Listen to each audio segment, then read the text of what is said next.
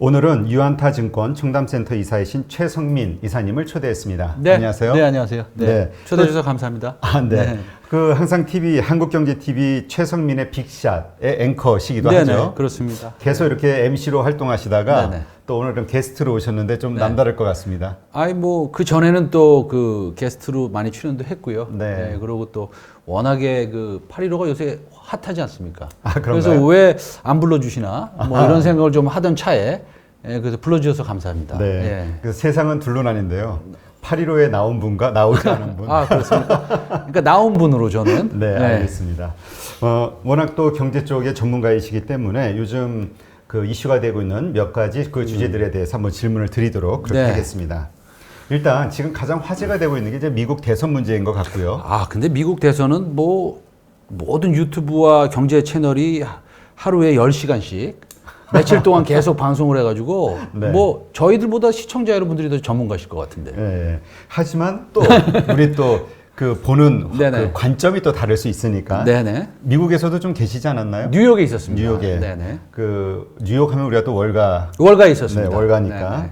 월가의 시각에서 좀 네. 생각을 해봐 주시면 좋을 것 같고요. 너무 오래돼서. 아, 그래요? 일단 현재 뭐 그 투표의 결과로 보면은 이제 네네. 바이든 후보가 당선된 걸로 일단 상식적으로는 봐야 된다 이런 의견이 주류인데 네네. 하지만 소송전이 시작이 됐고 네네. 이 일에서 결론이 언제 날지 모른다 이런 네네. 얘기가 네네. 있는데 이거는 뭐 이게 팩트라고 우리가 봐야 될까요? 우리가 이제 이런 사태를 보고 영어로 표현을 하면 이제 좀 그 히컵이라고 표현합니다. 히컵은 이제 딸꾹질이라는 얘기인데요.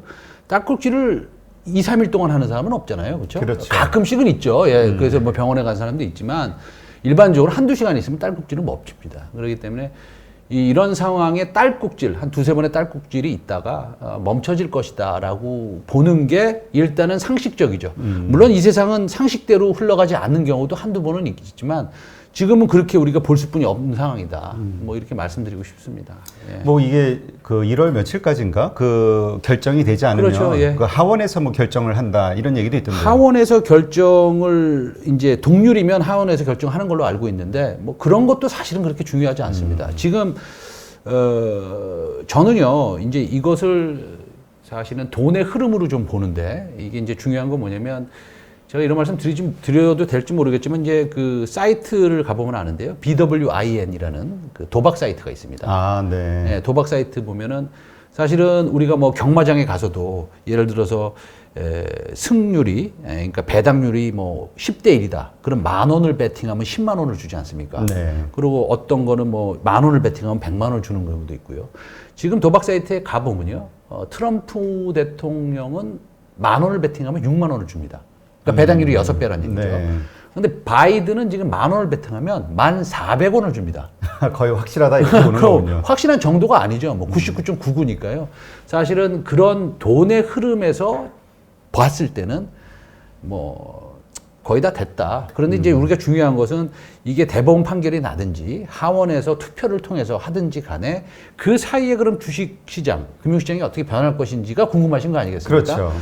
그래서 제가 좀 뭐 서두에 말씀드린 대로 그냥 딸꾹질이 한두 번 있을 것이다. 있으면 있을 것이다. 없을 수도 있고. 근데 원래 사실은 이 불확실한 대선 결과 네네. 이것 때문에 그 11월 달은 좀 주식 투자를 좀 쉬는 게 낫지 않냐 전문가들의 이런 얘기가 많았었잖아요. 변동성이 워낙 있을 거기 때문에. 네네네. 근데 사실은 깜짝 놀란 게 이런 결과가 벌어지는데도 주식은 폭등을 하고 있단 말이죠. 네네. 나스닥 시장은. 네네네. 이 현상은 왜 이렇게 되는 거죠? 이게 그 나스닥은 사실은 이제 이거를 어떻게 표현을 해야 되냐면 정치적인 골디락스 상황이다. 라고 표현을 하는 게 맞는데 사실 어렵죠. 이게 무슨 얘기냐. 최 이사 뭐 정치적인 골디락스가 뭐냐. 이건 뭐냐면 실제적으로는 그 일단은 상원은 공화당이 잡는다고 상식적으로 보고 네. 그다음에 대통령은 이제 민주당이 바이든이 된다고 보고 하원은 뭐 당연히 민주당이 되는 걸로 이렇게 본다면 정치라는 것은 타협 아닙니까? 그렇죠. 타협인데 지금 보면 이게 좀 길어질 수 있는데 말이 5차 부양책, 2차 현금 지급합 똑같은 얘기지만 그게 이제 2.2조 달러를 민주당에서 얘기를 했고 그다음에 공화당에서는 1.6조 달러를 얘기하지 않았습니까? 민주당에서는 충분히 많이 하려고 그러는데 공화당에서는 좀 막는 거죠. 그런데 민주당은 또 어떤 얘기를 하냐면 여러 가지가 있죠. 뭐 예를 들어서 바이든 대통령이 되면 처음으로 할 것은 파리 기후 협약에 뭐 가입할 것이다. 그렇죠. 그리고 또 2조 달러의 신재생 에너지에 투자할 것이다. 이런 자기가 원하는 것들이 있지 않습니까? 이 원하는 것들을 하려고 한다면 상원의 협의를 받아야 될 거 아니에요. 그렇죠. 예, 동의를 받아야 될 거 아닙니까? 그러면 상원의 동의를 받으려면 본인이 소위 말하는 대형 기술주, 페이스북, 뭐 아마존 이런 애플 이런 데 있지 않습니까? 네. 이런 데에 법인세를 올려야 되느냐? 올리고 싶죠, 본인은. 그런데 그걸 또 타협을 해야 될 거 아닙니까? 분명히 타협이 있을 거고 이게 쉽게 그렇게 이루어지지 않을 것이다. 왜냐하면 블루 웨이브가 아니라 지금은 약간 제 표현인데 진한 곤색 블루 웨이브는 아니라는 얘기입니다. 지금은 스카이 블루 웨이브. 그러니까 약간 흐릿한 블루 웨이브이긴 합니다. 그러니까 서로 타협을 봐야 되는데 아주 골디락스로 딱 맞아 떨어지는 거죠. 그러면 법인세는 너 조금만 올려? 그 대신 우리는 너한테 뭐 예를 들어서 2조 달러를 투자할 수 있게끔 좀 해줄게. 이런 여러 가지 섹터의 좋은 점만을 우리가 인지할 수 있는 그런 상황이 된다 이거죠. 네. 좋은 것만 선택할 수 있는. 네. 그렇다고 본다면 나스닥은 올라가는 것이고 게다가 어저께 뭐 그저께 또 올라갔듯이 이 풍력이나 또 뭐 태양광 섹터는 또 올라가는 것이고 그렇다고 본다면 다 올라가는 것이죠. 다 올라가는데 우리는 이런 거 있지 않습니까? 그 기다리는 조정은 오지 않는다. 그렇죠. 예. 근데 우리는 사실은 저도 그랬습니다. 이거 조금 딸꾹질이 좀 있을 거니까요. 요때 좀 사시고 일주일 전부터 말씀드렸는데 조금 사시고 딸꾹질이 오면 우리 많이 삽시다. 이렇게 표현을 제가 했습니다. 네. 저도 이제 고객이 있으니까요. 그렇죠. 그런데 그런 날이 안 오고 있고 오늘 8시 30분에 트럼프 대통령이 얘기한 뭐 부정선거다. 라고 주장한 그런 것들을 통해서 뭐 조금 문제가 있을 것 같았는데 큰 문제는 없어요.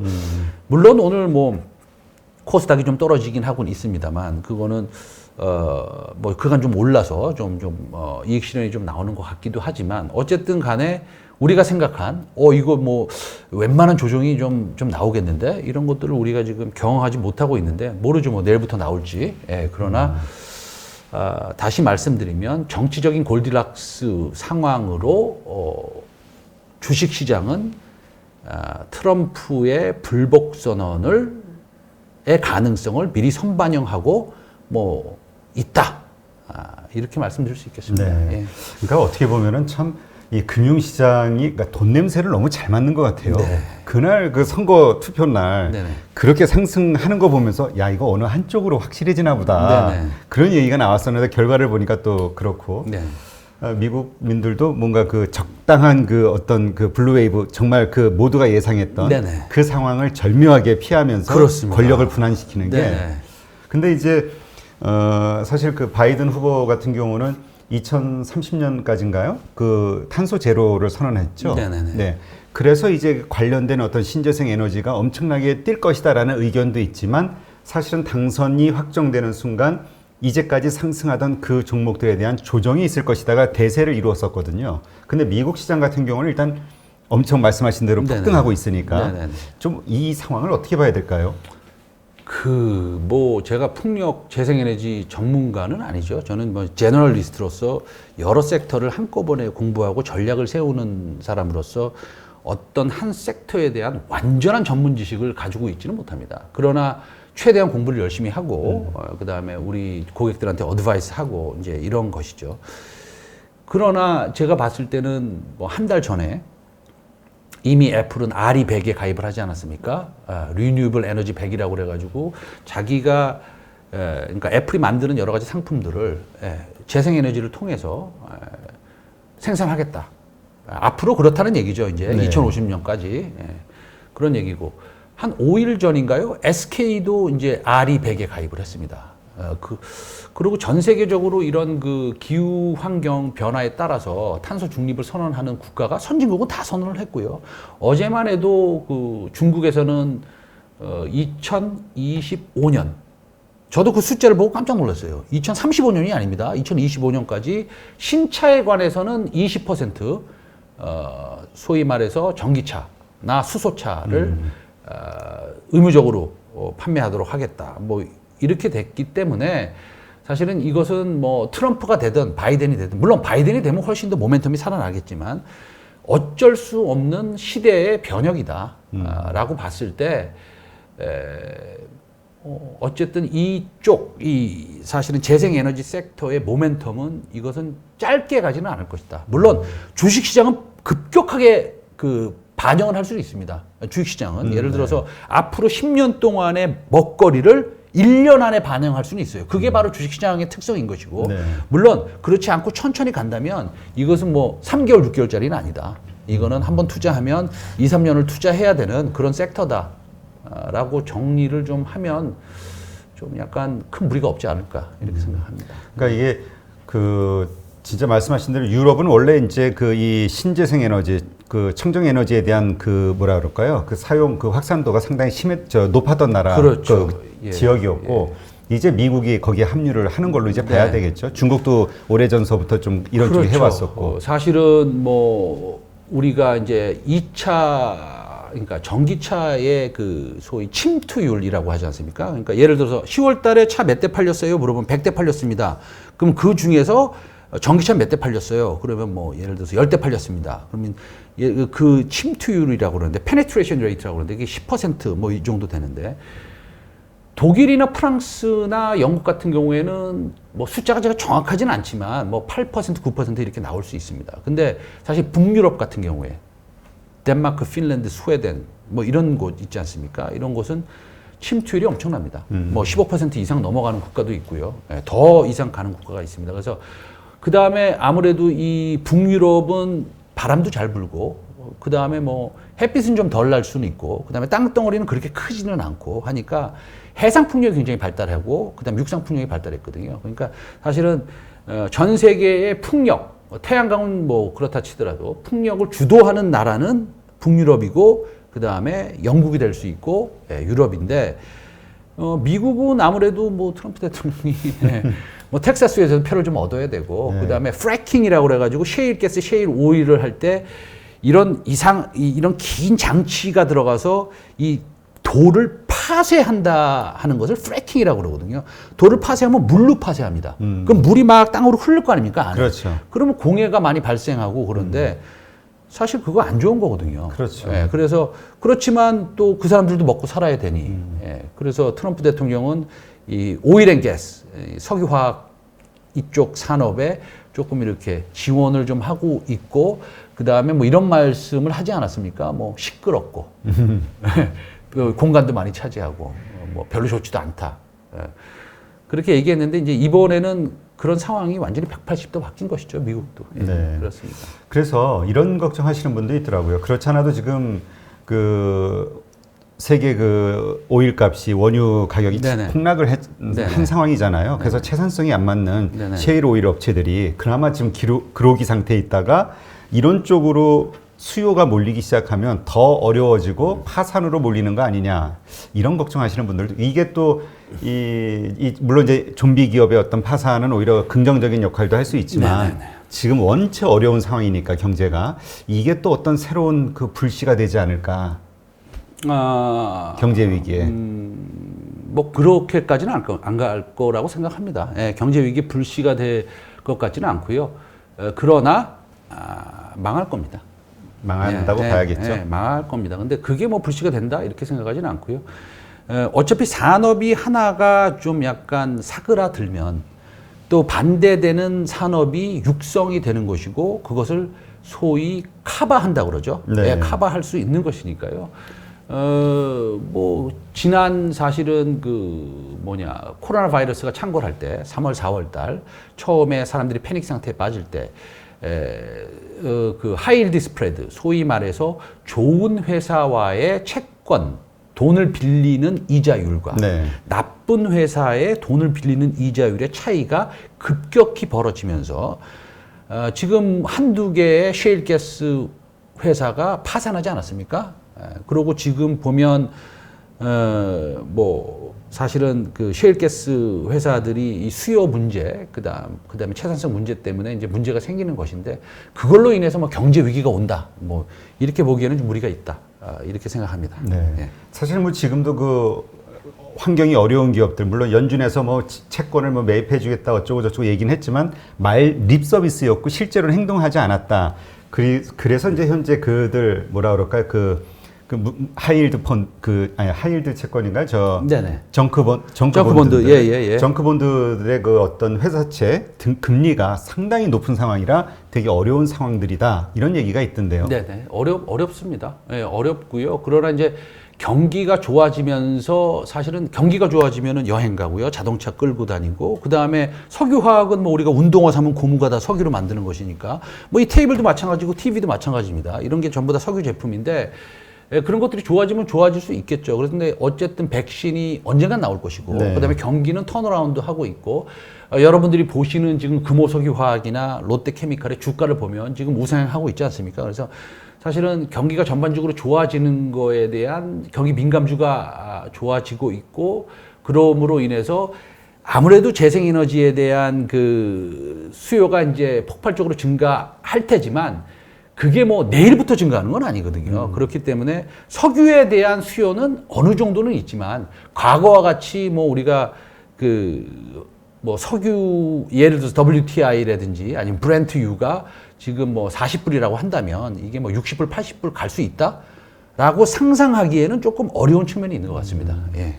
그래서 이런 생각이 드는 거죠. 미국 물론 바이든 후보가 말은 그렇게 했지만 어쨌든 자국 내 그 셰일 오일 기업들, 화학 기업들을 그냥 쉽게 망하게 될 수는 또 없는 거잖아요. 그렇죠. 예. 뭔가 연착륙을 시키기 위한 어떤 조치들, 그러한 것들이 있지 않을까? 그게 결국은 그 어떤 신재생 에너지와 관련된 스케줄, 이런 네네. 것들에 대한 이게 막상 또 우리 당선되면 현실을 알면서 이게 조정이 될 수도 있는 거잖아요. 그거는 뭐 당연히 이제 아까 정치적인 타협이 있을 거라고 말씀을 드렸고 네. 그다음에 텍사스 국민도 바이든의 국민입니다. 그렇죠. 예, 그렇기 때문에 그런 것들이 조정이 있겠지만 대세의 변화가 있을까요? 예.